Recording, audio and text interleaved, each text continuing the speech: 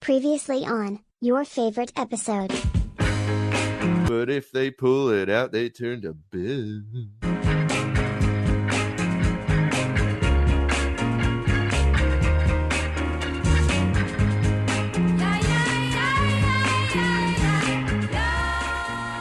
Hello, and welcome to a brand new edition of Your Favorite Episode.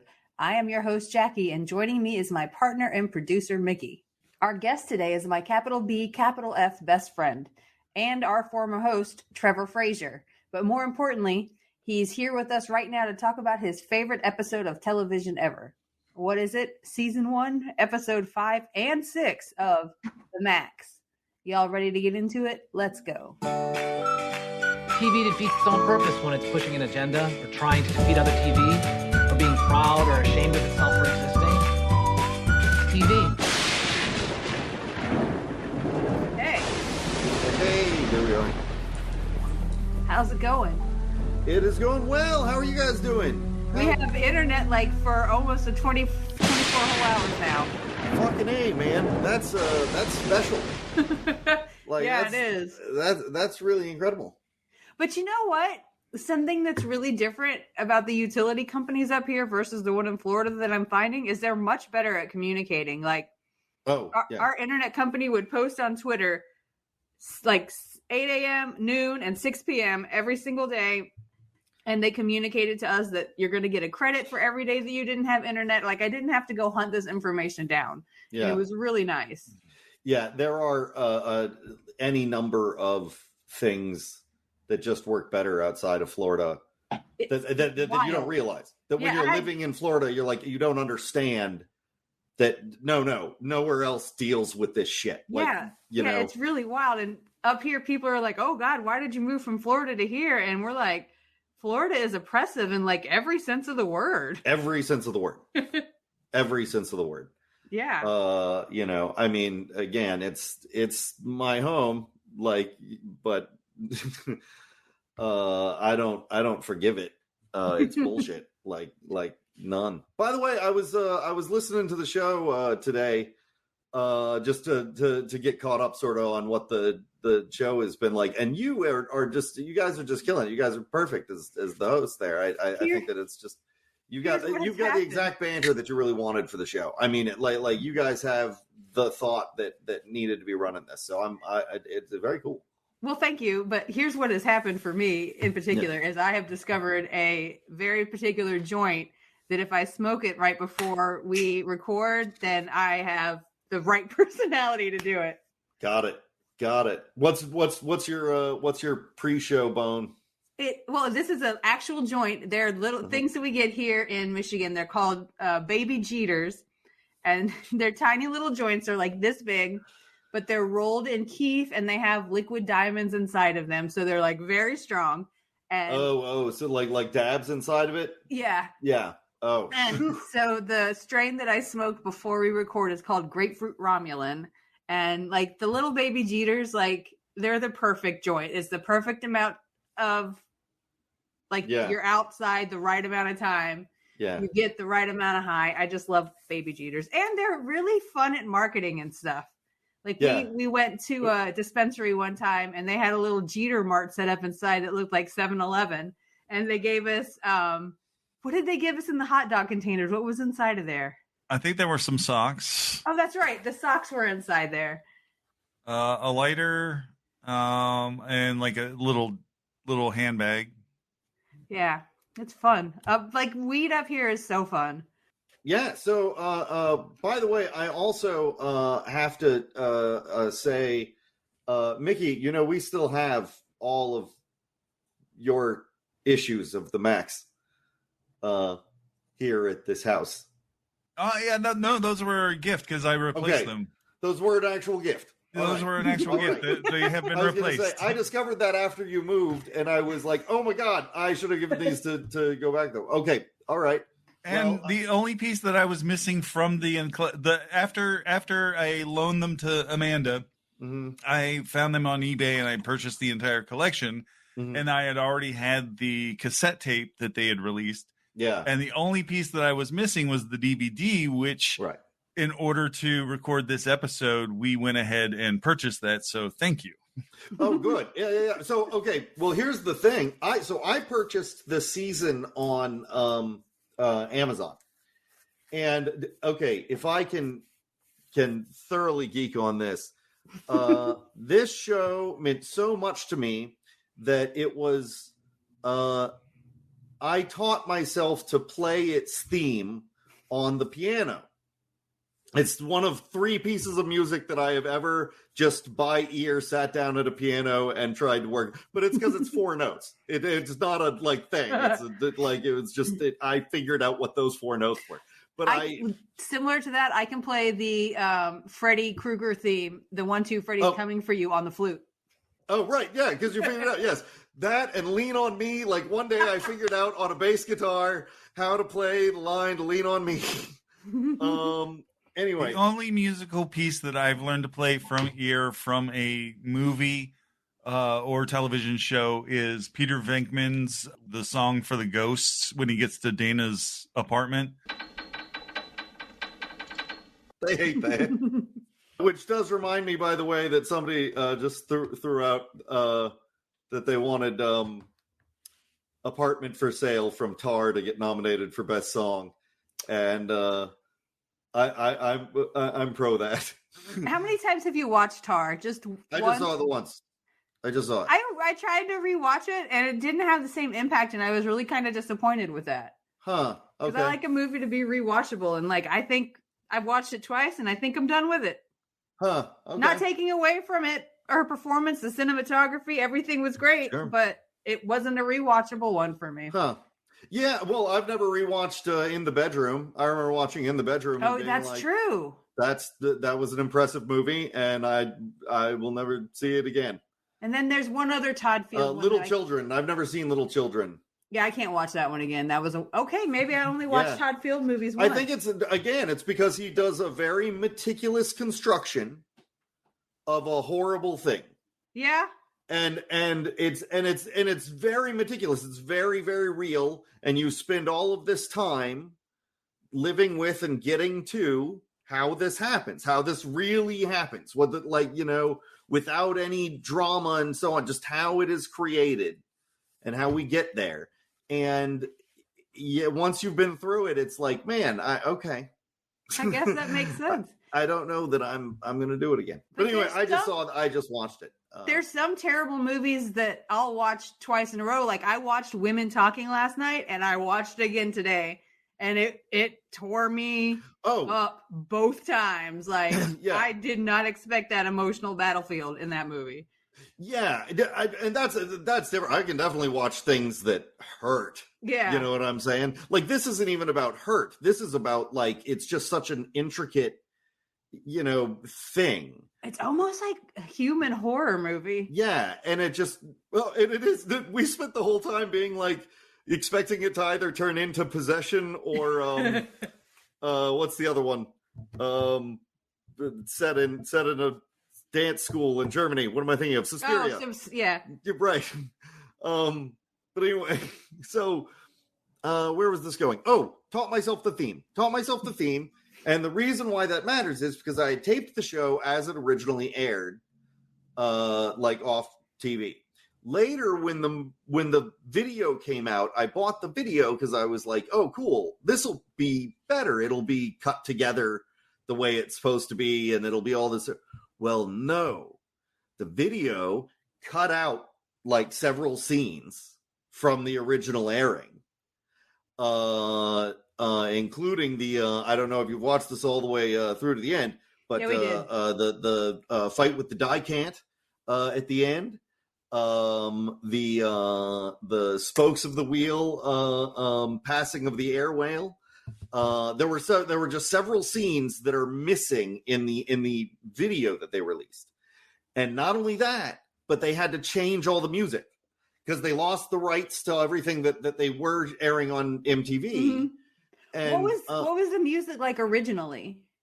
Well, there was popular music in it. I remembered a warm place by 9 Inch Nails was in it. I think there was an episode that used Cannonball by the Breeders. That sort of stuff showed up in it. This is the same reason we can't get the State released on anything, because a lot of the state sketches were based on music rights that they only had while they were at MTV. But anyway, do you find that the popular music made it feel different tonally from what's in there now? Yes, because it's really dark music now. In fact, I'd be very curious. Does your version have the singing of the song "I Want to Marry a School Bus Driver"? There's a radio that is turned on at one point, and it's a woman going, "I want to marry a school bus driver and keep him company." And That's in not one ringing a scene, bell. Mr. Gone stomps on the radio, and in another one, he doesn't stomp on it. It plays for a little bit.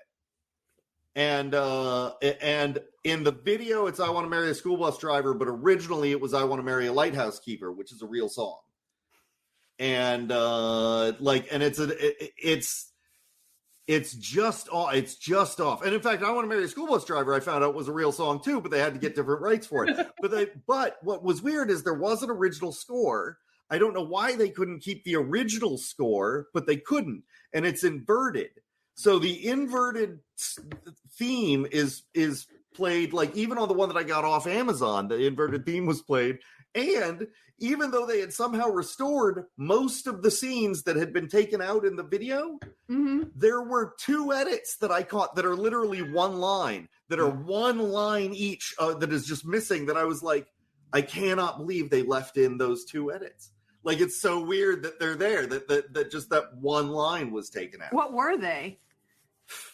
There's a scene where he's running from a giant in the outback, and he's talking about running through the grasses, and there's one line where he says, "By Ricky Rack I love to run, to feel the grasses beneath my toes, to run, to run, to run." And in the edited version, it goes from him running to run, to run, to run.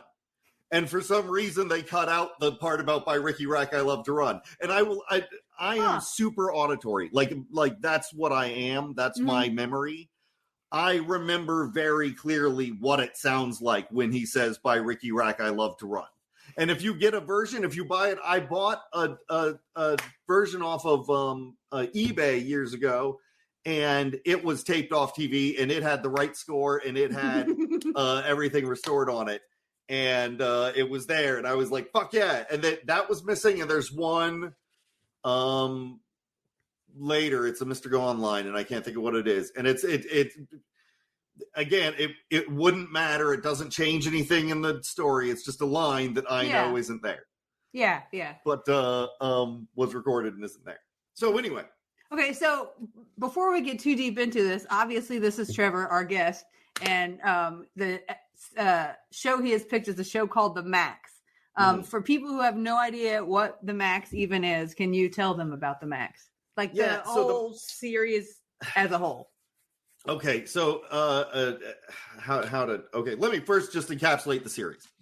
The Maxx was originally a comic book by Sam Kieth that was adapted. Part of it was adapted into a miniseries on HBO, or not on HBO, on MTV. On MTV for a weird animated half-hour block that they called MTV's Oddities. And MTV first did a show called The Head in that block, and then they did The Maxx, and then they did a second season of The Head, and then I don't think they ever did anything else. And then there were people often think that Aeon Flux was part of MTV Oddities, and she was not. That was a separate show. But MTV was putting out very weird programming. This all sort of boils out of Liquid Television. Liquid Television was this like experimental pre-Adult Swim thing. And it was this, just a lot of weird animation that was being kind of tested and played around with by surreal, kind of like post-Burroughs authors, anyway. So we get The Maxx. The Maxx is pulled out of Image Comics. Image had launched by Ted McFarlane, and the original idea, now it's just sort of a creator-owned label where people, get to make whatever they want. But at the time, they were trying to create a competing universe to DC and Marvel. And so they had, these characters that were in-universe characters, and you get Spawn. And I don't want to get too into the deconstruction movement yet, but basically Spawn is the kind of epitome of this grim, dark idea of like, imagine superheroes, but gory and dark and filthy, and and that's kind of where that starts. The Maxx exists in this space, but in this very different manner of understanding its story. It's not telling a superhero story. The Maxx is a superhero by default. He's a superhero in that he is wearing a costume that is a superhero's costume, and he has claws for hands, and he believes himself to be kind of supernaturally strong, but there's no real like evidence that he's that he's anything beyond like just a big guy, really. But like the concept of a superhero exists here. It's just stupid. Like it's just that like the idea that somebody would be a superhero is kind of like what it's like now. If you hear there's a guy who dresses up and acts like a superhero, some of you might say, "Oh, that's neat. That's a funny thing to do." But Master Legend in Orlando. Like, yeah, right. We have Master Legend. There was who was the guy? Phoenix Jones in Seattle, and the Rain City superheroes. They made a freaking television show about Master Legend. I know. It's like a thing, but it was kind of like, and again, in the 90s, like even pre like that sort of acceptable, this was just the idea of like a guy who does that would be crazy. A guy who just like would be a bum. He's crazy and he's a bum. So the story is there's this man who is homeless and it's really less his story than it is Julie Winters, who is the social worker that cares for him, that bails him out of jail and kind of gives him a place to stay every so often. And he believes that he is from another world, that there are these two worlds, and that the other world is, he calls it the Outback or Australia. And there's the other character, Mr. Gone, who is the villain, calls it Pangea. But he says that he's from this other world, this wild world. And in this wild world, Julie is a princess. She's the leopard queen. And she, rules the Outback, and he does her bidding out there and is her strongest warrior. And then in this world, he is a bum, and he tries to like be a good guy, but he just kind of can't relate to anybody and doesn't really know what he's doing. And she just thinks of him as a bum and that she's caring for, and she has her own issues that she is working through. And that's really the meat of the show is about the fact that Julie Winters is traumatized. This is a theme of Sam Keith's. He often writes about women, and particularly women who have been through trauma and who have, tried to deal with trauma. And he's a very, he often centers women in his story. Like most often his stories are women characers. Didn't you uncover something on why that might be, Mickey? I've always wondered about this. So to put it in context, he, I guess, ran away or left home when he was 15 years old and moved in with his girlfriend, who was at the time 35. So kind of picturing that, I'm guessing she was a very strong female influence in his life to kind of, I can, after reading that story, I can see him modeling Julie after his girlfriend. In that manner.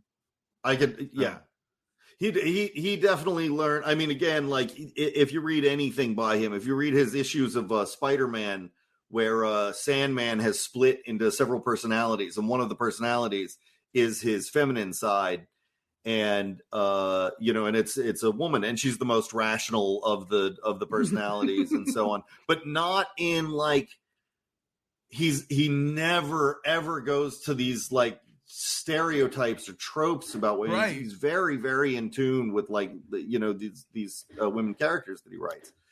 It's really very impressive. But anyway, and so the story sort of follows through a number of surreal kind of adventures, but they're not, they're very low stakes. It's never about like a fight to win or to die. It's hard to describe.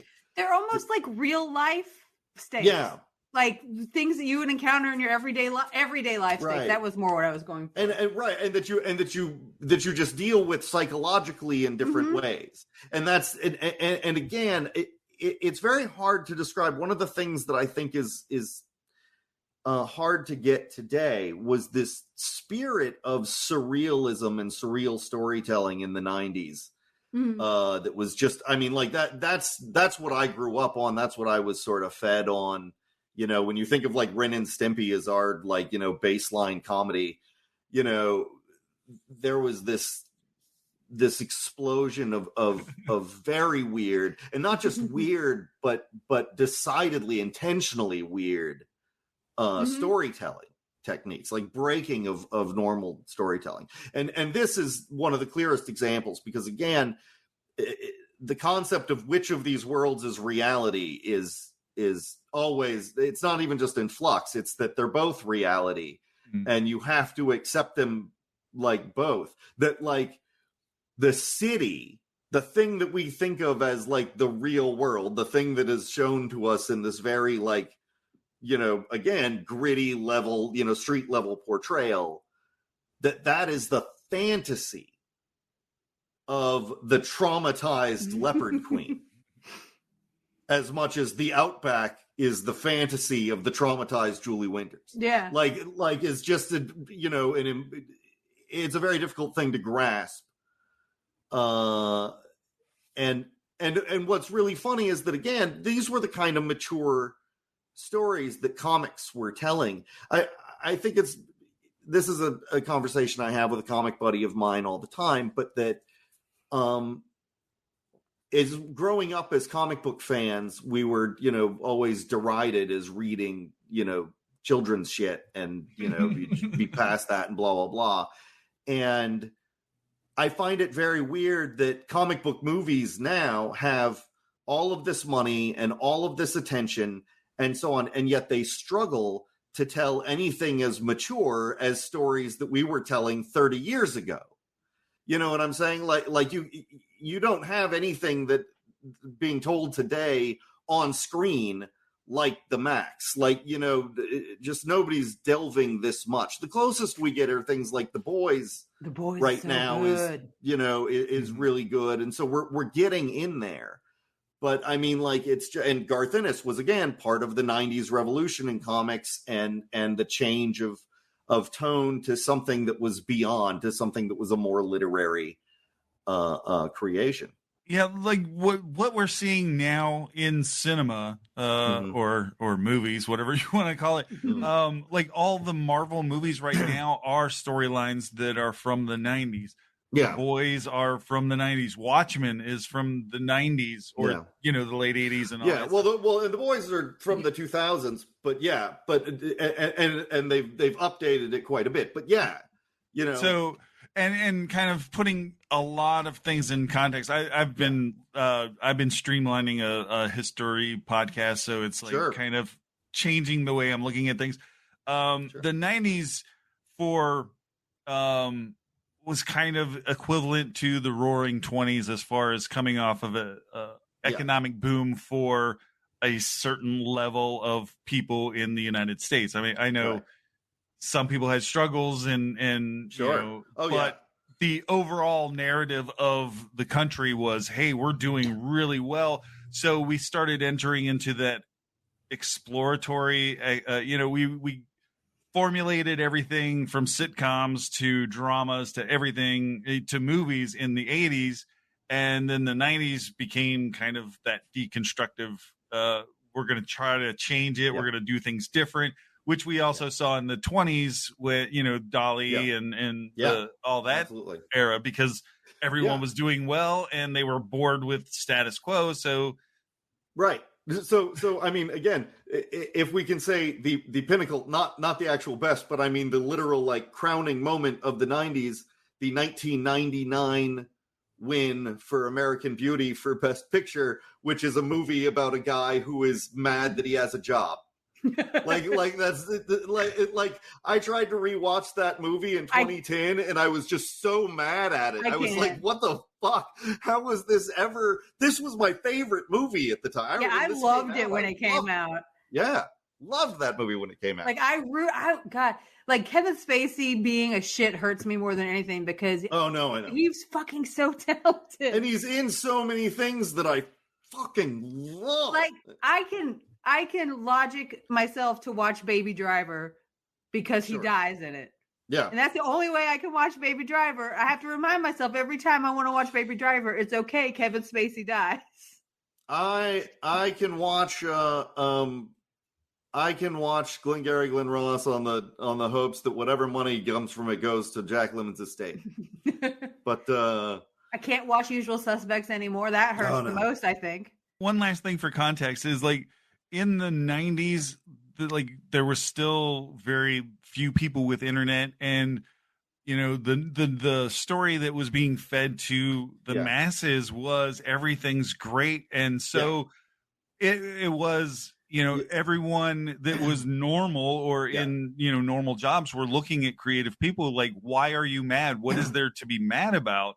And the narrative of life had been set by advertisers. Right. Through the 90s, like the narrative of life was very clearly laid out by advertisers. Yeah. And it was this whole like, hey, you're immortal, you don't have anything to worry about. That was the general message of like every ad was, you are immortal, you don't have anything to worry about. Spend on this. So, taking all the other metaphors of the Matrix away, 1999, when the Matrix comes around and it's the Great Awakening, and everyone is starting to log into the internet, and it's like everyone starts to realize, oh, that's why we were supposed to be angry. That's what the creative people were upset about. Because again, when your life is dictated by advertisers, and advertisers are working off the largest demographics they can sell to, then all life is being dictated as only belonging to this demographic. Yeah. And we were not hearing from, we were not seeing, I cannot tell you how, if you were not there in the 90s, if you're a young person that is listening to this and so on, how much broader the world is that you see today than the world was that we grew up watching. And yet again, at the same time, the thing that I'm going to is, we had this weirdness that was happening, and it is a language that I learned and that I love, and that I like to keep. I would love to see keep going, but I love seeing it change too. I mean, there's a lot of good weirdness happening now, so it's cool stuff. It's cool to see what comes out of this, like the people who were influenced here. But if I can go back to just the real quickest of recaps, then let me just give it to you this way. Maxx is a homeless man who thinks he's a superhero because he's wearing a superhero costume that he can't seem to take off. And he thinks he might also be a rabbit warrior in another world. And his social worker tries to care for him, but is also dealing with her own trauma. And she's also caring for a young girl whose father killed himself. And that is and some other people. The episode that we are going to watch today. Yes. One of the reviews that I read called the Maxx Donnie Darko before Donnie Darko was a thing. Yeah. And I think that's pretty fucking accurate. Like I feel like the Maxx walks so Donnie Darko could run. Okay. Well, we're very, very flipping the hell out of that, but yeah, okay. That's fine. I'm not a Donnie fan, but I appreciate its existence. Well, I don't what I'm saying though is I don't think that Donnie Darko would have existed without the Maxx. No. Oh yes, okay, I agree with that. Yes, the Maxx was part of laying some groundwork. Because again, it did come up. It was a thing that was referenced later. And Kieth had a really kind of interesting presence in comics for a while, and he's been out for a bit. Did you know that he wrote a short film? No. He did. It's called Take It to the Limit, and it is about a troubled teenager joining a group of rock climbers, and they're quickly forced into a death-defying adventure. Huh. Then there's a dude there's an actor in the movie named Sam. He plays a character named Sam, and he is a hip-hop rapper named Courage, spelled COU'Rage. And there's lots of differences in the capitalization. And he's responsible for the theme song of the movie, which is also Take It to the Limit. And it's the only movie he was ever in. So I'm like so curious as to the story that brought these two people for this one thing together. I would love to find this. I'm very, very curious about this. By the way, I'd just like to throw out here, just in case anybody later sees me with a work in which I have a character named Courage. I already have a character named Courage. That's not it's unrelated. I don't think it's spelled like this. I did not steal it from that. My Courage is based on a real person that we called that whose name was Courage. Like the way he has it spelled, He's still alive. I don't know why I'd be saying it. The way he has it spelled, it might even be like cousin Rage, like it's COU and then Reg. Right. I don't know. I'd be very curious to see how he translates to film. I will say another thing about the Maxx that is particularly interesting to me, that we don't do this more often. The Maxx is made entirely out of animation that is based straight from the comics. It's just it uses the comics as the actual storyboards for the story, and it just I thought the animation was so cool, and so I looked up how they did it, and it was like just scanned images and light CGI, and it was so well done. That's I know, and I'm like, you don't have to use this exact style. But it's weird to me that I'm like, it's not like comic books need to be adapted the way that novels need to be adapted, where you have to like think about how to adapt them. That it's just there. Yeah. It's just the thing that's there. Just film that. Right in front of your face. But, what happens if you just put that on screen? Anyway, this is the dialogue, all dialogue, this and everything. And the making of the Maxx then led to Sin City, which they based directly off of the thing, which then led to 300, then which created a special way to make films, which led to a whole crap load of action films. Yeah. Right. Oh yeah, no, absolutely. But then I just find it so weird that we got that for a moment. Sin City got it, and then it's just like, no, we can't do that. And can't just like show the actual visuals that we had and move those with actors. I don't know. Anyway, it is the style that they chose for this, and it's really fun. Like most of it just looks like 2D panels, and they'll either just be panning across a 2D panel, and they'll move some little item within the 2D panel, and that'll be how you know it's alive. And sometimes you can even see the lines where they've got the top and the bottom head separate.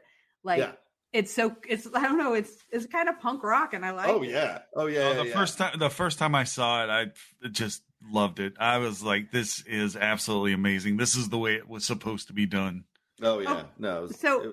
I guess starting with the episode that we're supposed to be talking about, when we started watching it, like a minute into the episode, I paused it and messaged Trevor, and I was like, is this fucking Play About Us? Like the clip from Euphoria? I was like, I felt like called out immediately.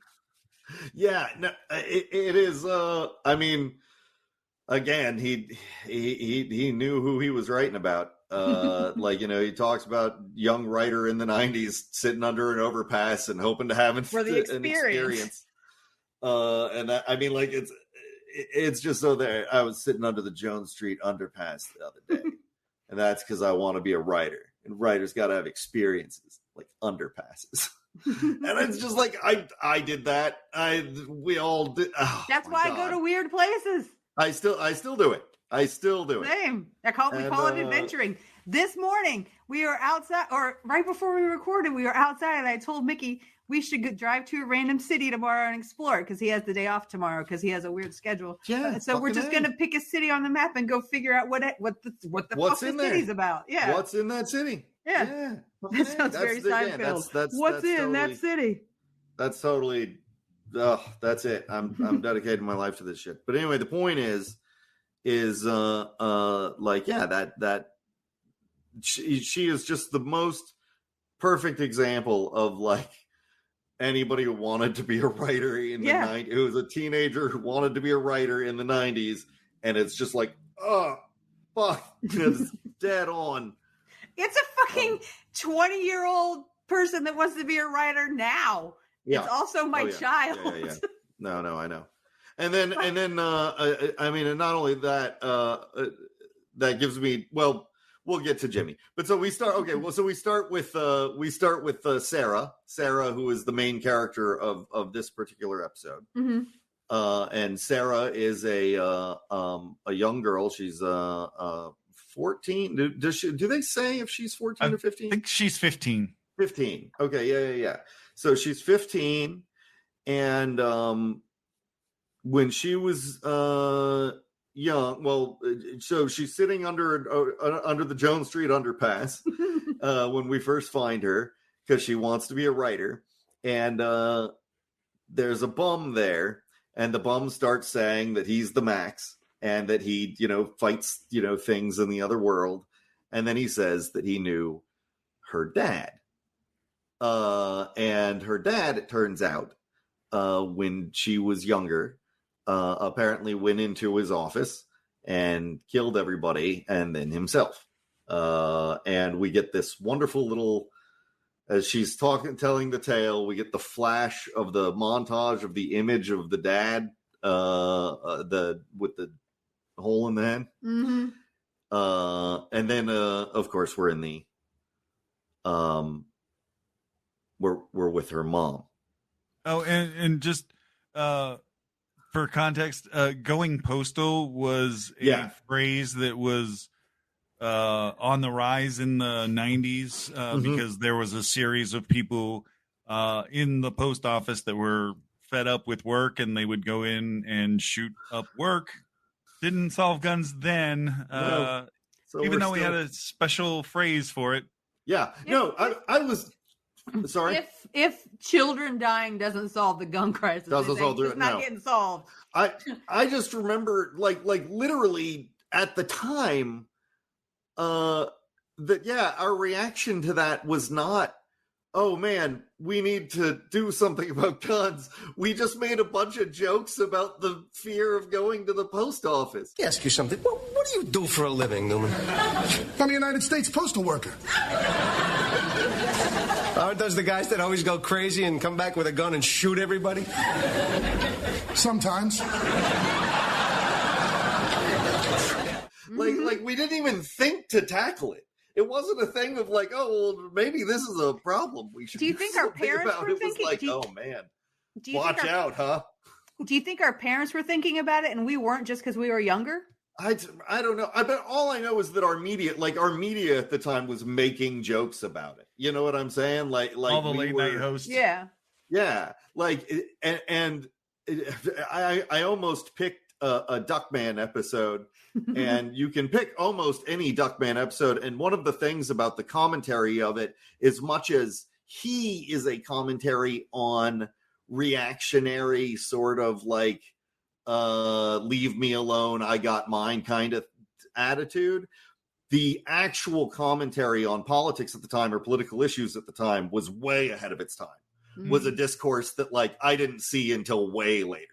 And it's like, oh my God, they were doing stuff on there that we just don't talk about. But anyway, so yeah, we have this guy who went into his office and killed himself, and that was a thing that was happening. And again, the reaction to it was throw that into comedies and so on. Have Rick Moranis show up with a guy in there. Am I thinking of one where Rick Moranis shows up with a gun because he gets fired? Bobcat Goldthwait. No, I'm thinking Bobcat. I'm thinking Bobcat and Scrooge is what I'm thinking of. showing up with the gun. Again, that scene is a comedy scene. Bobcat showing up with a shotgun and trying to kill him is funny. Yeah, that happened to this girl's dad. Now, let me ask you something. Can we say a spoiler here? For the show? Spoil away. Oh, yeah. Okay, yeah, because I don't want to give this away. If this intrigues everybody and you want to go see it, like, turn this off now and then come back. But did you, Mickey, when you watched it, did you immediately see the image and go, oh, her dad is Mr. Gaunt? Mm-hmm. In the comic book, yeah. Yeah, right. Yeah, I read the comics after the show started airing, and I never finished them all, and I still haven't.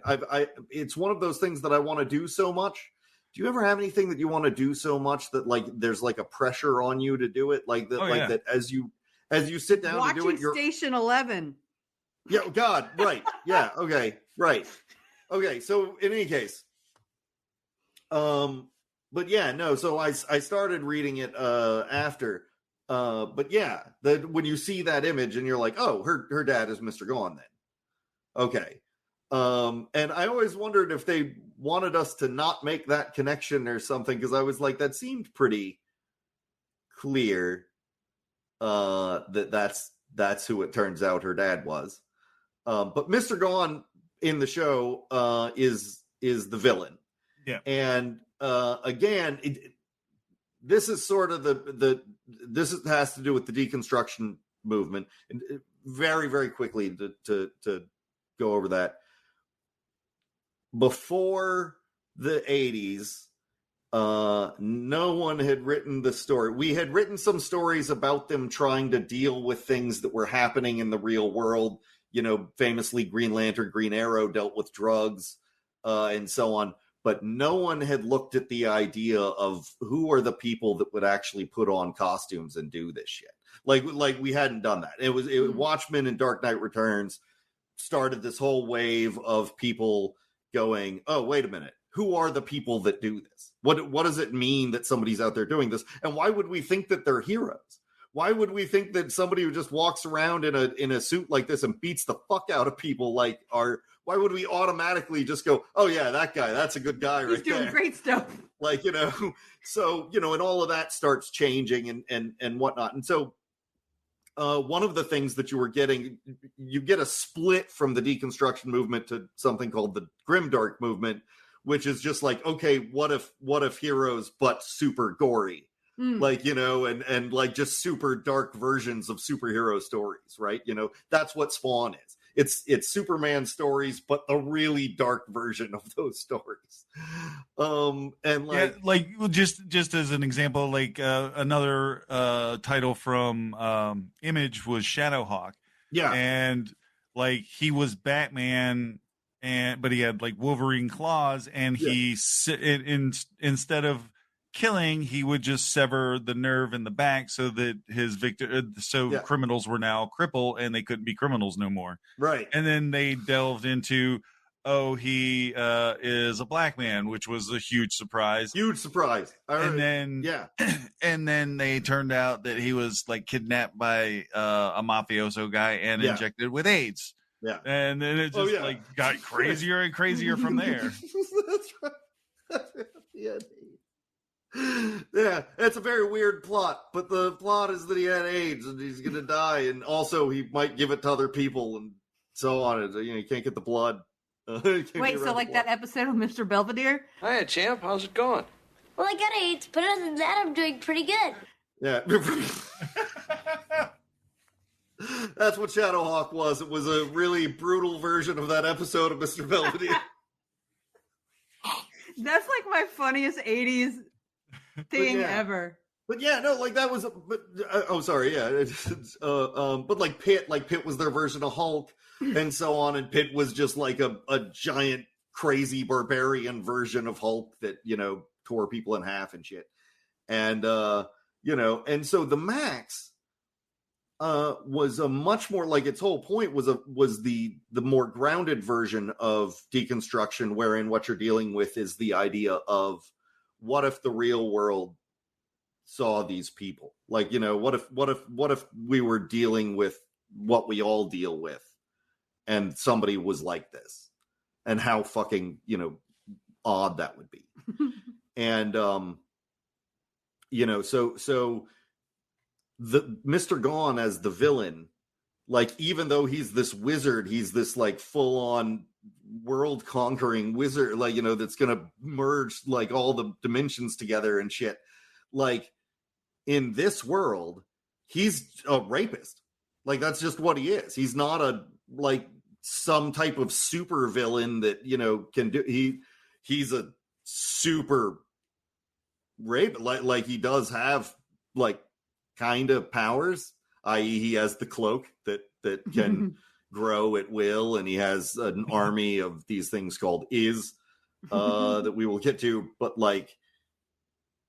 he just rapes. It's not like a cult thing. It's not like he's a rapist.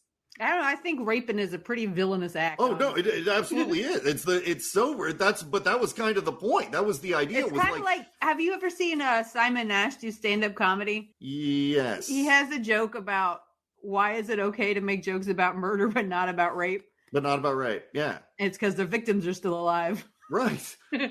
Yeah. And again, that was like, he tells it better. This was just groundbreaking at the time, was the idea that like in the real world, a fucking like super villain does not like try to take over America or rob banks or whatever. It's a guy that it's a guy that fucking over guys and that fucking, full on rapes.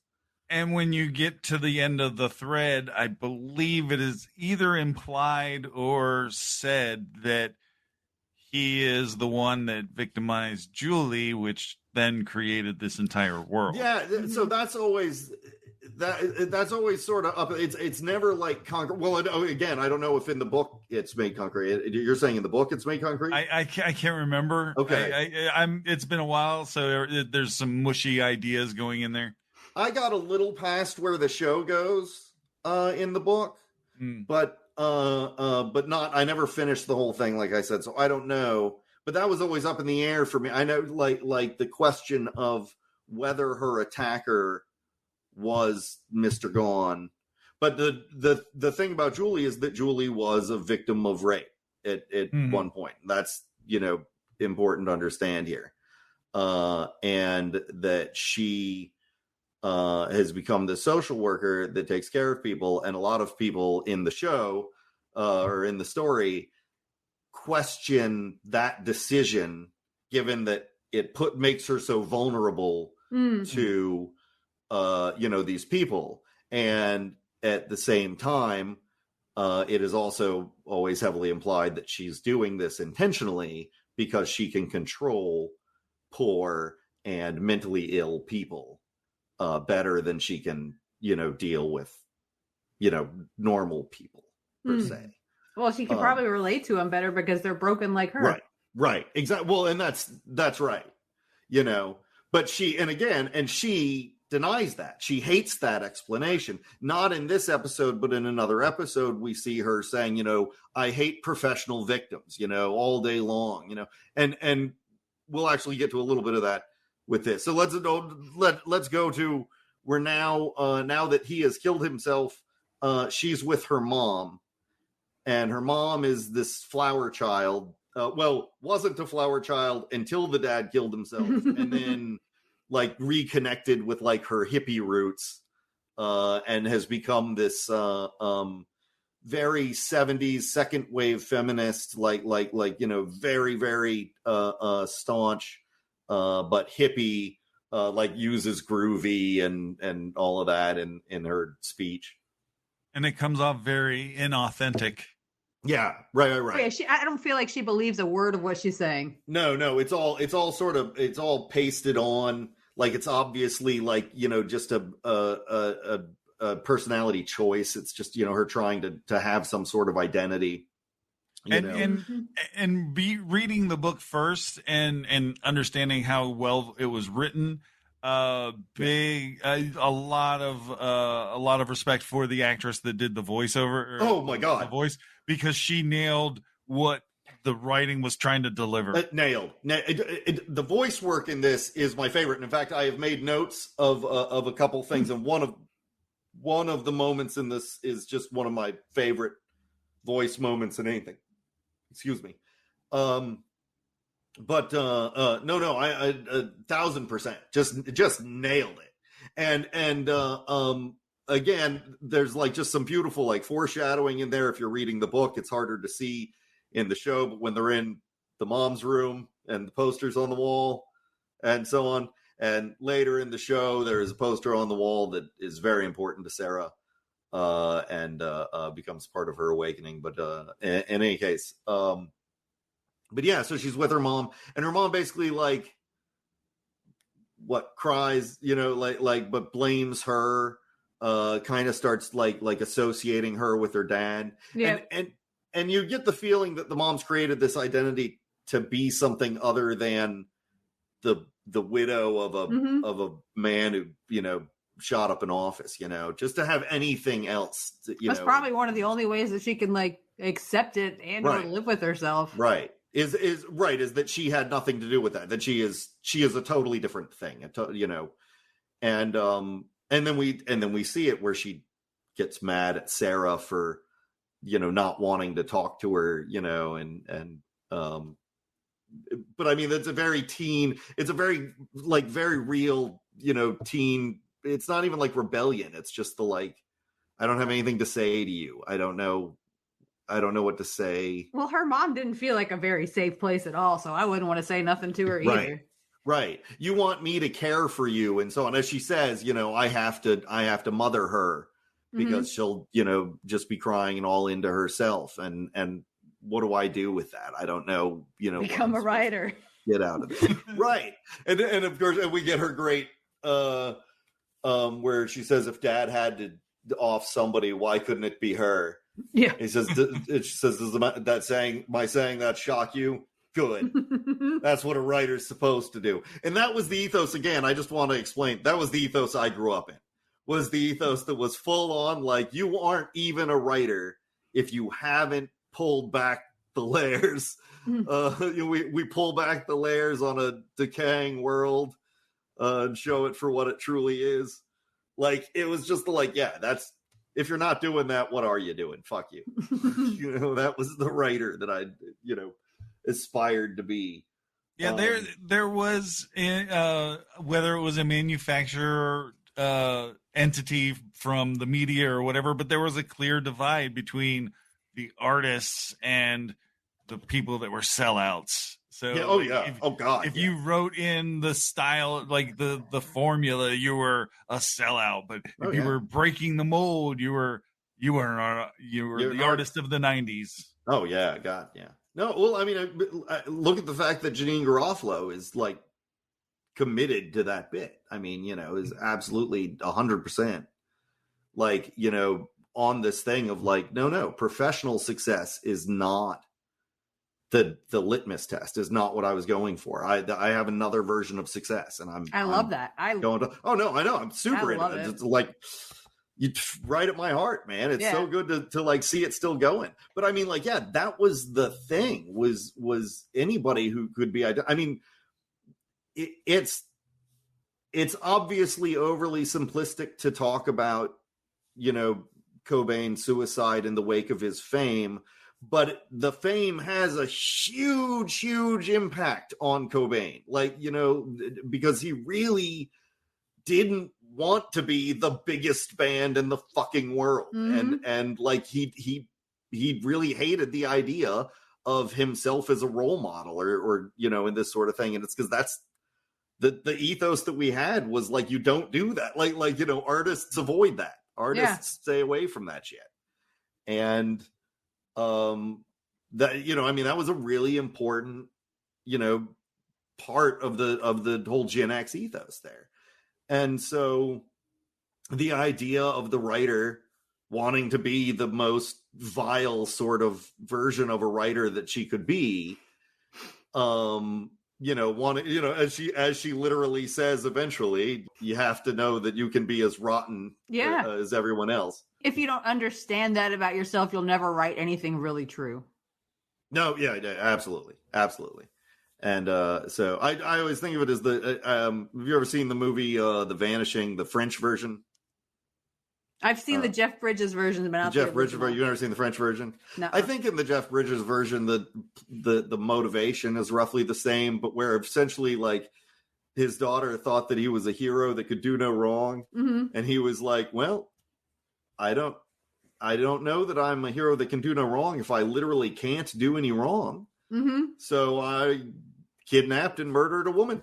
That was like one of the just first... to fucking see if I could do it. That was one of the first movies that I remember being like truly obsessed with. Like that movie blew my whole idea of what like cinema could be out of the water. Yeah. Oh, and, man. Like looking back on it, like it doesn't seem like that big a deal. But now that I know what I know about like filmmaking and what I like about filmmaking, it makes perfect sense. But and see what's the French version. Seeing the French version was a giant turning point in my thing, where it was just one of these like, I did not believe we could tell stories like that. I didn't know we could tell stories in that fashion.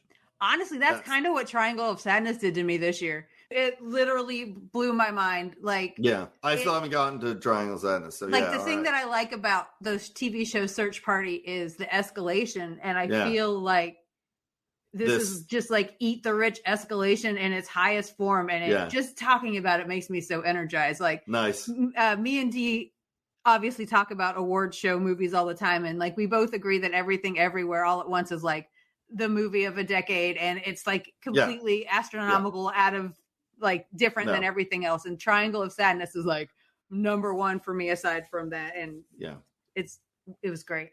And that's another thing that I was thinking about, like Ruben Östlund, the filmmaker, only makes like one movie every 5 or 6 years. And that's the shit. That's the dream. Like to have a company or production people trust you enough to be like, oh, he's okay making a movie every 5 to 6 years because we know it's going to be a fucking masterpiece. And every single one of Ruben Östlund's movies are masterpieces. I still haven't. I haven't seen any of his yet. I was going to see Force Majeure years ago, and I never did. Here's what my mistake with Force Majeure is: they remade that with fucking Kristen Wiig and Will Ferrell, and I watched that first. Oh, and so and it was so bad. Yeah, so bad. That and sounds so awful. I put off watching.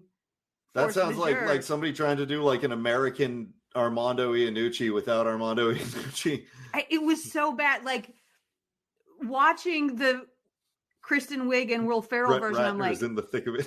I don't even know what they're trying to do here. And then I watched the original, the Ruben Östlund version, and I was like, oh my God, that is a fucking masterpiece, and like tension and all of this stuff. And it just did not translate to what they did in America. That's not what anybody here would do. But yeah. No. Where were we? Oh, so we go from her talking about her mother and how much she hates her mom, to her one friend Jimmy. And not only is Sarah like an amazingly real creation, Jimmy is an amazingly real creation. I knew at least 2 Jimmys that were exactly this Jimmy, like just like fucking both the look, the feel, the way they sound, every fucking word of these people. Just I was like, oh my God, that is a person. Yeah, like I went to high school with them. I knew the person who was the Sarah to the Jimmy, like, and the Jimmy Sarah relationship. Like I knew the whole thing, and it was just too real. Like if John Hughes was like a 3x microscope into the high school life, Sam Keith was like a 300x microscope into it. Right. Yeah, exactly. Between Sam Keith and John and Vasquez, Johnny the homicidal maniac, like if you were a goth kid, like your entire experience had been like written down word for word. We get this great line when she's introducing Jimmy, and she's talking about why she likes Jimmy. She's like, Jimmy's like me. He knows that everything's bad. He knows that the world, sucks. And like, Jimmy's a bully to like smaller kids. Jimmy's a tiny guy who gets bullied. And then he turns around and he bullies little kids and like takes their money. And she's like, I think it's kind of cool. because, you know, no matter how low you are on the food chain, there's always someone below you. Then she says that Jimmy, she's like, we don't want to hang out with the other, like, you know, outcast kids even, really. She's like, they're all sand freaks and necro nerds. And she's basically talking about goths. And my favorite line where she says, but Jimmy knows the truth like me. Death is cold and hard, not some hot chick. Mm-hmm. And I'm like, that has to be a full-on dig at Sandman. Has to be. Like, so Sam Keith drew, rather, he didn't wrote, but he drew the first 3 issues of Sandman. I have never known what happened between him and Gaiman, but it apparently was not good. And then he moved on. I don't know the story, but my understanding is that it was a creative differences thing. And I think one of them is that he would never have created Death. Sam Keith would never have created Gaiman's character of Death. Like, the idea of presenting Death as like this sweet hot woman that, you know, shows like that's, you know, all hip and cool and part of thing. Like, he'd be like, no. Death is fucking death. Like, we're gonna deal with death as it is. And like, so that, I know that line, you know, death is cold and hard, not some hot chick. I know that was a dig at Gaiman. I'm positive. And kind of at the same time, South Park was coming around, and they were making fun of goth kids and the conformity of goth kids. And it's like, if you want to hang out with us, you got to be a nonconformist like us. Right. And you got to dress like us because we don't dress like them. Well, I mean, again, this is the entire basis of Johnny the Homicidal Maniac, is I should not be made fun of just because I find like weird things, you know, cool. At the same time, I'm the most judgmental son of a bitch in the history of fucking judgment. My whole culture is based on judging everyone else like all the time. And it was this dichotomy of like, I don't want anyone to judge me. I just want to judge all the rest of them. And that was, you know, a sort of going thing. But yeah, and so when she tells us about Jimmy and Jimmy's dick. Oh, she also tells us she's carrying a gun. Yeah. Which is what these authors, us authors call foreshadowing. But yeah, no, and so she's carrying a gun, and then what happens immediately? Oh no, she tells the story about Jimmy getting the carjackers. The carjackers. Now, if you've been watching the show, the previous episodes up to this episode, you already sort of know who the carjackers are. In the show, there are these things called is, and is in the world of Australia are white, and they're like little mouths with feet and arms, and they just hop around and they eat everything. And then if you bring them to this world, they turn black. And if you put clothes on them, they just look like people. And everybody just assumes that they are the people that they are dressed as. And the carjackers are is. And you know that because of the way that they talk and so on. They meet and that sort of thing. And they wear these ones, for some reasons, wear visors, and it makes them look like bald punks. Yeah. Which are using the voice of Beavis. Yeah. They had Beavis do. They were on Beavis and Butthead was on one of the televisions too. It's on the television. So Sarah goes to see Julie. That's the thing. Yeah. So then Sarah goes to see Julie, and Julie is her psychologist, basically. You know, is working with her on this. And Julie and Sarah's mom know each other. And we will eventually learn later again, I'll just spoil this now. We will eventually learn that Mr. Gone was Julie's uncle. And when she was young, he came to live with her and her parents. And so if he was her uncle, then she would have known him when he married Sarah's mom. So she probably has known Sarah, has, known like this whole time. Sarah just didn't know about her until she was sent to her as a psychologist. Because Sarah doesn't know why her mom sends her to see Julie of anybody. And her and her mom obviously know each other and like go way back, and they hang out. There are other episodes where they go out together and so on. And they fight about feminism. Which is one of the scenes that we get. But yeah, she goes see Julie. She accuses Julie of trying to control people and of running away from herself. And the Maxx says she's a little too hit the nail a little too close to the head kind of brat while he's watching Beavis and Butthead, which was just great cross promotion. Yeah. But again, why these things were on MTV? Well, I don't know. I have theories about the nature of video and why it lended itself to experimental animation. But I think that's it. I think that is my theory. And the audience was changing too. Like the music was changing and licensing. It was like, this was, kind of early days of internet where people were using bulletin boards and chat rooms over like whatever, like even before AOL, there were some people that were trading music and stuff. Mm-hmm. And so everyone was scrambling over licensing and whatnot, which is why we have issues with the DVDs not having the right music. Right.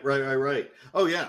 Yeah. I mean, that's the thing, is that it was such a cheap thing to produce at one time, and now it's fucking, incredible. So, so what was the last thing that was happening? Oh, so she was with Julie, yelling at her.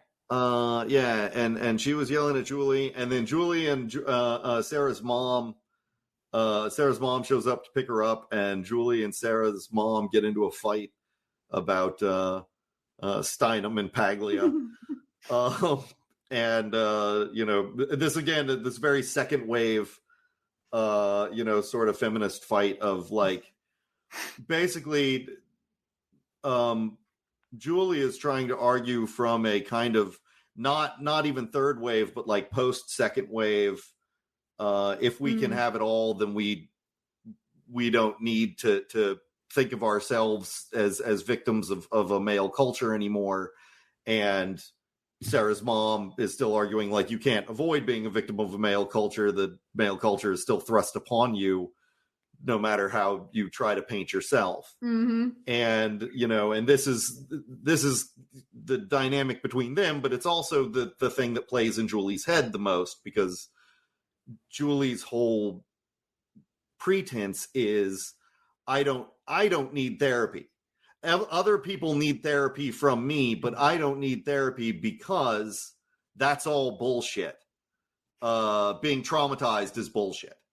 The fact that I was raped doesn't matter to me anymore, and I can just go on. And the whole thing is like, no, you are caught in a psychological web of this until you deal with it forever, mm-hmm. And she's terrified of dealing with it. Again, it's the thing that she just clams up the most about, and so on. And it's done in this way where it's not always like a dramatic moment of her avoiding it. It's typically very subtle the way that she avoids it. I really appreciated the subtlety of that, because it's not always a big dramatic moment when you have like a trigger like that. It's not at all. Right. No, it was a very real portrayal of this. And again, we have this question of which one is reality. And we'll talk about that hopefully at the end. But in any case, but yeah, so we stay with Sarah. Sarah has a bad moment after this, where it's never fully like explained what happened, but we kind of know what happened, which is that like Jimmy led her into a dark room at the high school dance. They had only gone to make fun of everyone else anyway, but they had gone into a dark room. They were maybe going to make out, maybe go farther, but Jimmy had let in a bunch of other people and they turned on the lights when she was getting into some sort of compromising position. And, the basic idea is Jimmy set her up and, laughs at her. And we get this beautiful scene after that's happened. We don't really see that. We see that kind of in snippets of flashback, but she's sitting in the darkened room where they had the dance. Jimmy comes in to see her and he's trying to apologize, but he's saying that he's not going to give up the fact that everyone likes him now. The fact that he's on the side of them because, of this.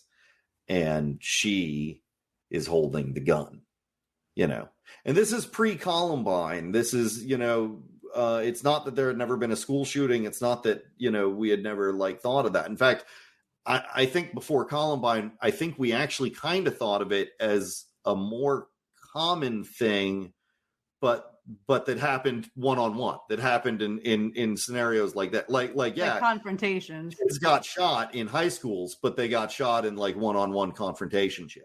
Yeah. And we didn't think of the concept of the school shooting, somebody set up a whole series of, places to shoot people. That didn't happen really. Or if it didn't happen, it wasn't it's not that it even hadn't happened because it had happened.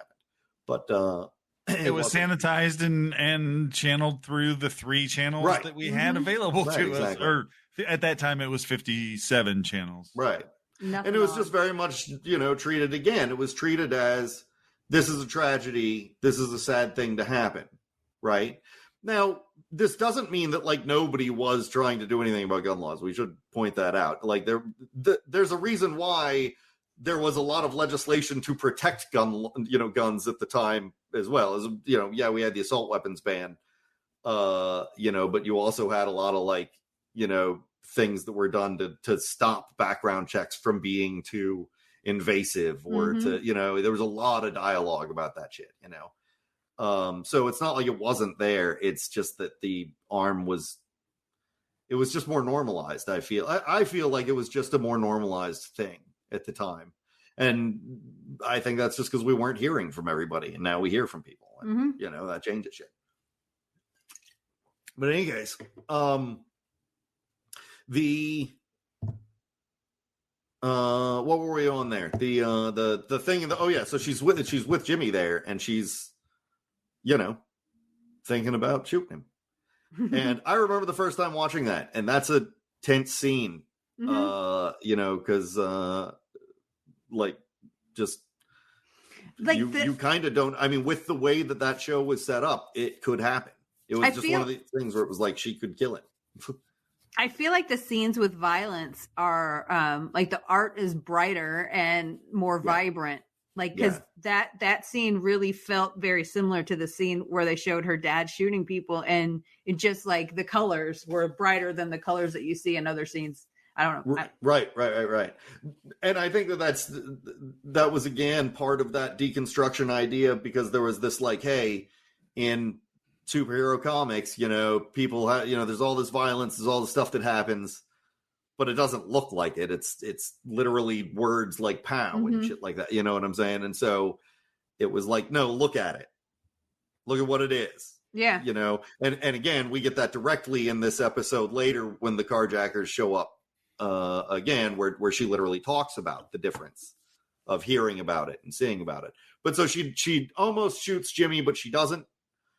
But again, we get that fantastic line of, I think it's important that every writer know that she can be just as rotten as everybody else. She says that she didn't kill him because she's if they had come to me and asked me to set up Jimmy, I would have done it.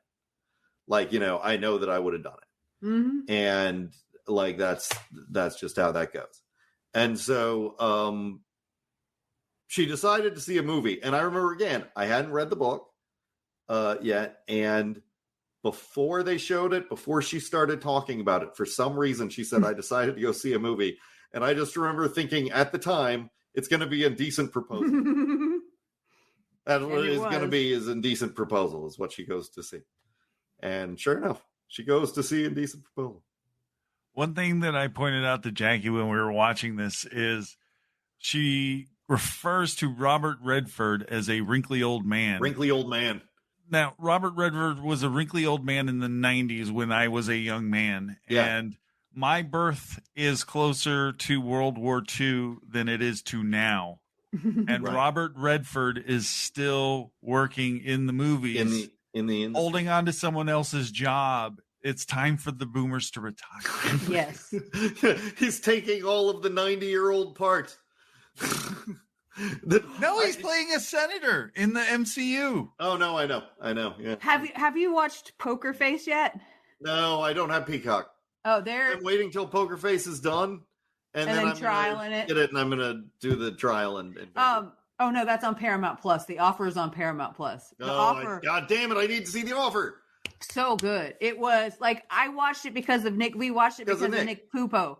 But no, it's legitimately like so good. It got me so Does hyped. he like, actually show up in it? Do we get to see him? He's in one episode of this, 2 episodes of the other one that we saw, about Martha Mitchell. Oh. Gaslit. Gaslit on Apple TV with Julia Roberts. So good. He's also in that. Okay. And I don't know if you know this, but this Friday, Daisy Jones and the Six starts. I read the book. I was obsessed with the book. But Nick Pupo is also in that. He plays a Rolling Stone reporter. What's it on? That one is on Amazon Prime. Okay. It starts Friday. There is a new trend in Hollywood where people go to Nick Pupo's IMDb and watch everything on the list because Nick Pupo chooses quality films and projects. So he really does. I haven't seen Nick Pupo in a bad spot. Like there is a dedicated TikTok to Nick Pupo roulette. I can't wait, man. That guy's gonna have an Oscar one day, and we're gonna watch that happen. And I can't fucking wait. I can't wait. Can you explain Nick Pupo roulette? I don't remember. I remember sending it to you, but I don't remember it anymore. Okay, so there's Tubi or there. Oh no, AMC has a live stream channel now where they just basically they play it. So whenever you join like it was live TV. So wherever it is where you're at. So there's a guy that is watching it, and he'll turn it on and to see if Nick Pupo's in the scene or not. Because they have a dedicated stream channel to Halt and Catch Fire. That's what it is. That's what it is. Nice. That's fucking I gotta awesome. watch that again. Oh, oh God. I never finished it. I think I started season 2 and then it just fell off. But I need to go back because I loved that fucking show. That was a great show. It was really. Yeah, if you're on TikTok, search for Nick Pupo roulette. Okay. Yeah. I will do that. That's awesome, man. Yeah. Indecent Proposal. Yeah. Okay. Oh yeah. We were on Indecent Proposal, and they go. So she goes see Indecent Proposal, and as she is leaving, she sees that Julie and the Maxx, who she did not realize hung out, are also leaving the theater. I love the dialogue between the Maxx and Julie, where the Maxx is pointing out like the sexism in the movie, and but again, he's doing it. He's taking this very like sort of extreme. There was a 90s like anti-sex feminist movement and pro-sex feminist movement, but like so he's like, not only does it semi-endorse prostitution as a mark of its sexism, and he's like, but did you catch the book about the bit about the Ditsy the secretary reading Hoody's book Backlash? And I just like, it was this type of dialogue that was happening here was just, it was both ahead of its time and also very, very of its time. It was something that was happening like in certain circles and literary movements and so on. So that's cool. But she sees the two of them coming out and then tries to leave before Julie, wants to hang out with her, but they do come up, and you get the great line, "They got squid," which is one of my favorite deliveries of anything ever. Just him is the Maxx. They invite her to go to the aquarium, and and he just goes, "They got squid." I get it, though. All you got to say to me is they got jellyfish. They got jellyfish. I'll be there. Oh, yeah. You just got to say, "Oh, I'm just there. I'm just absolutely there." But then but then their car, so she gets in the car, and their car immediately gets stopped by carjackers, who are the carjackers from the story that Jimmy told. But Maxx can see who is and is. Sarah can't, but she watches the Maxx pull these two guys into the car and literally beat them to death and like rip them apart. And she has the line about, like when Jimmy told me the story, this was cool. This is not cool. This is ugly. This is gross. Like, I don't like seeing this. And then she says, and when he died, he didn't even look human at all. But of course, that's because he's an like, and like once the corpse, when later one of them is taken to a medical examiner. The medical examiner who's doing the autopsy on the guy that they find in the box. And he looks like a guy until he starts pulling his clothes off, and then he looks like an is. Yeah. But yeah, anyway, so and then Sarah, now that she has seen these carjackers like killed in front of her, pulls out her gun and decides, fuck it, the world is awful and violent, and I'm going to kill myself. Mm-hmm. And then we get the great, I'm going to, I just don't buy it. Oh, this is where I have the revelation that life is worth living and that I shouldn't do it. And that's why this doesn't work. And she throws the gun away because I just don't buy it. And Julie says, well, nobody buys it. You just keep going. Pain hurts, and that's all there is to it. And that was the advice. Again, that was the fucking, the thing of it was like, hey, you're going to be in pain. Things will change. You'll change. For now, things will change. You'll change. Eventually, it will go away. But that's what it is. And eventually, you'll get to drive the bus. Yeah, right. We're never going to get to drive the bus. That's fine. I'm fine with not driving any bus. That sounds scary. Viva Gen Z. Yeah, right. Fucking, exactly. I will support the hell out of Gen Z. Like, that is my purpose, to support Gen Z and to teach my boomer friends that are teachable. One day, Gen Z will be leading me up the scaffold to a guillotine, and I'll be like, "You're all doing a wonderful job.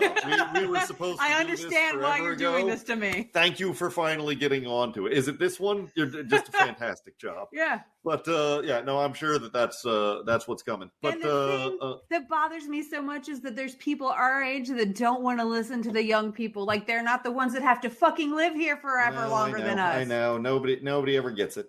Nobody ever gets it. It's fine. We get it. I know. And people like us get it. Why can't more people get it? I don't know. If you're listening, get it.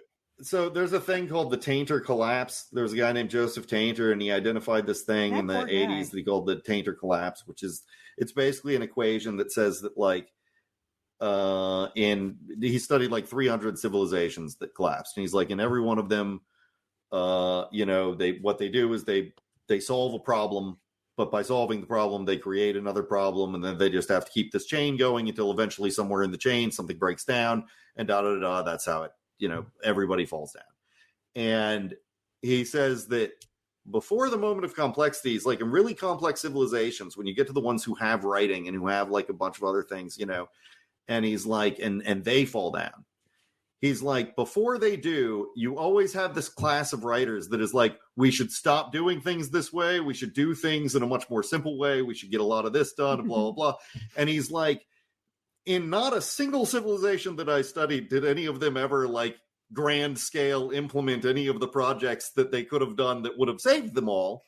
Like when these people were saying they should do it. He's like, never one of them did they do these things. Well, he's like, but they always have to after the collapse starts. Like then they have to do that shit. But now it's painful. Now they don't have any of the tools that they had when they were at the top of the empire.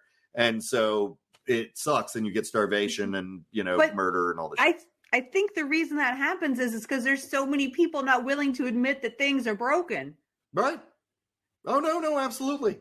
Like, if we would just, like, as a whole, be like, knowing was wrong, or that anything, I mean, just impossible. Well, when things are going great, a lot of the places will cut back on the maintenance and the day-to-day routines of things. And also they start sacrificing quality assurance, or they just do quality assurance to sign off on the signature. Right. Yeah. Oh, no, absolutely. 1,000%. And I mean, that's, that is another thing. We are deeply removed from the act of maintaining any of this. And so there's just a lot of, expectation of this to exist and yada, yada, yada. So as consumers, we don't really know what even to react to, or how to direct our, anger or anything toward anything, because we don't know what keeps the fucking lights on. And I think a lot of people, that just freezes. I think a lot of people that just absolutely stops them, as they go, okay, whatever it is that makes this work, this works. I ain't fucking rocking that boat. And if that's, an explicit 2 genders, then that's all we're doing. like I don't know what keeps the money flowing, but maybe it's the 2 genders thing. So fuck it. I think there's just a lot of people who get really stuck like right there, and just can't go on. What do you do if the sun doesn't revolve around the earth? Again, if all of your life the sun has revolved around the earth, and all of a sudden it's like, no, the sun doesn't revolve around the earth. They're like, what the fuck am I supposed to do then? Fuck you. Like, everything I did was based on that. What the hell? You still expect me to work? Yeah. Now you want me to come in? Like, that's nuts. That's fucking crazy. But anyway, I don't know. I don't know why we can't. I don't know why it's not happening. But we do. Well, because people have to first admit that they themselves are broken, and that's really hard for people to do. Yeah, absolutely. But it's it's fine. It'll happen. Things break down the way they break down. I want to get to the very end of the show if we can. Oh, the coda. Yes. The coda to the show, which is this like great moment, this like encapsulation of the deconstructionist movement just entirely. Like just this very quick, this is what it is. And you've got the 2 kids on the stoop. It just cuts to this scene after we say goodbye to Sarah. And we're not saying goodbye to Sarah. She's a main character in the show from then on. But we walk away from the thing of she decides not to kill herself. And she's like, well, I guess I'm just here and just, going on with it. And then we get this scene of the Maxx sitting on a stoop life. Stoop kid for life over there.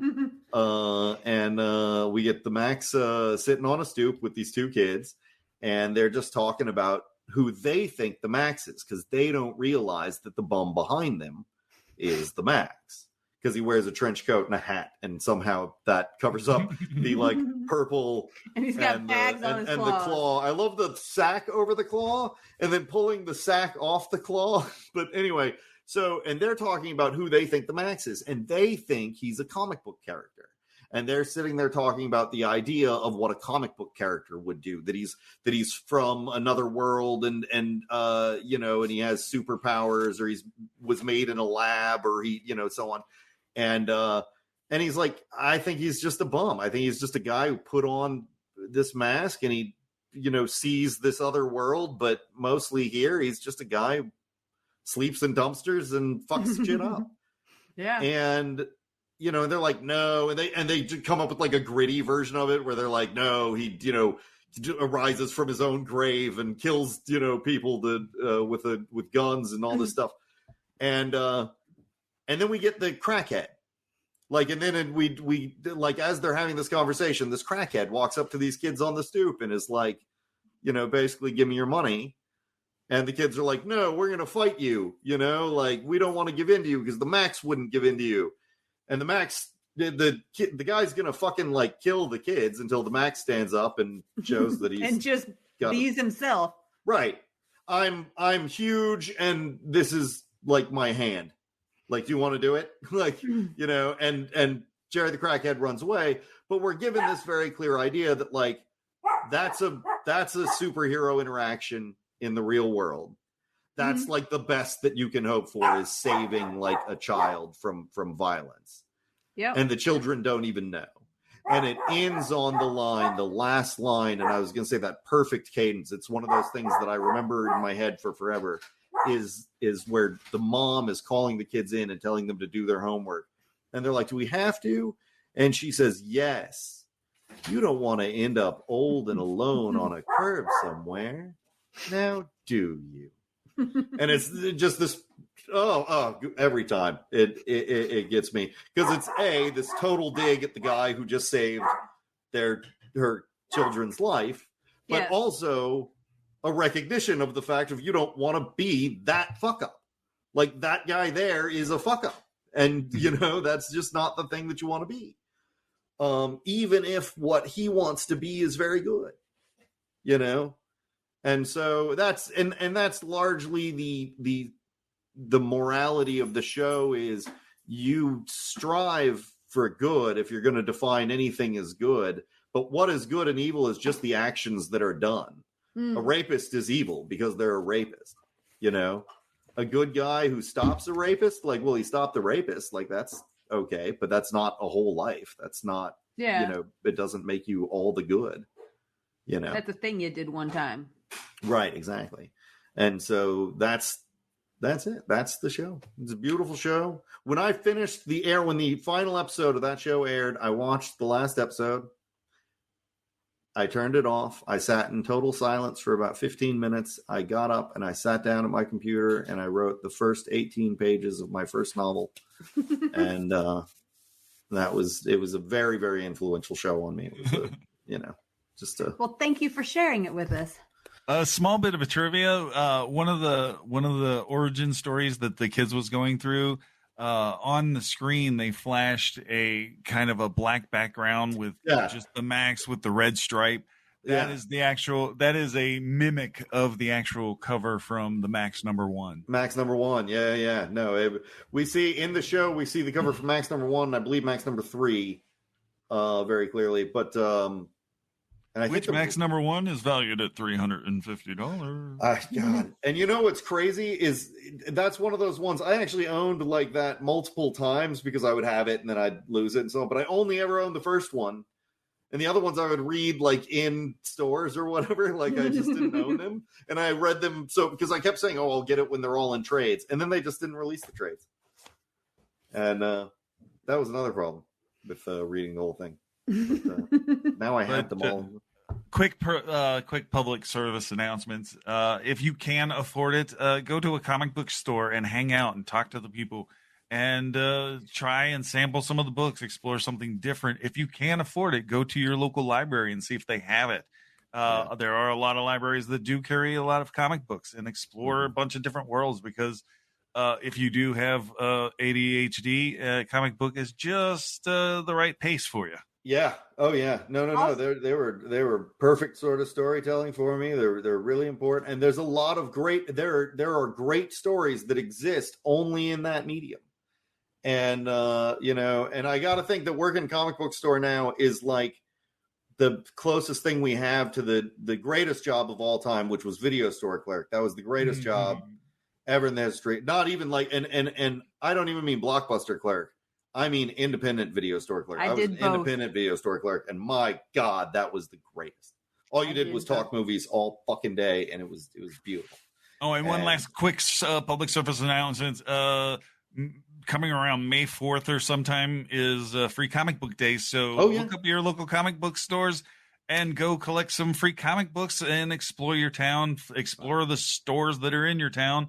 You get some free comic books, and if you find something else on the shelf that you like, maybe make a purchase or something. That is some good advice. Thank you. It'll be the first Saturday in May. First Saturday in May, yeah. All right, guys. Well, thank you, guys. All right. Thank you for your time, man. That was amazing. And that was so much fun. It was sharing that with someone that loves it as much as I did is always fun, because it's like that's really cool finding somebody else who really loves it.